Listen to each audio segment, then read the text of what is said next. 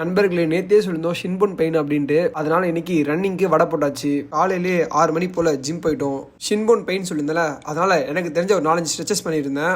அதையும் முடிச்சுட்டு கொஞ்சமா ஸ்ட்ரென்த் ட்ரைனிங்கும் பண்ணிட்டு இருந்தேன். அப்புறம் ஒரு 40 மினிட்ஸ் டஃபாக சைக்கிள் ஓட்டிட்டு இருந்தேன்.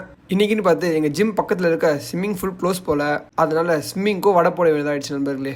வீட்டுக்கு வந்துட்டு ஷின்போன் ஐஸ் கியூப் வச்சுட்டு மதியான உணவு பார்த்தீங்கன்னா பீட்ரூட் பொரியலும் 2 முட்டையும் கீரை குழம்பு தான்.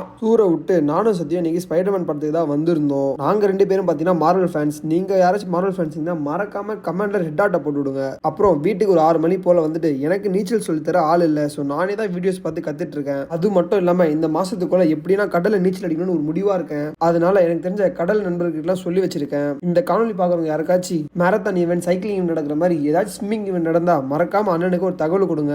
அகைன் நைட்டும் காலைல ஐஸ் கியூப் வச்சுட்டு லைவ் ஸ்ட்ரீம்லாம் முடிச்சுட்டு தூங்கலாம் தான் பார்த்தேன். ஆனா இந்த 2 பேர் நைட் டீ கடிக்க கூட்டு போயிட்டாங்க. டீ எல்லாம் குடிச்சு முடிச்சுட்டு வீட்டுக்கு வந்து தூங்க 11 மணி ஆயிடுச்சு நண்பர்களே. நாளைக்கு சந்திப்போம். பாய்.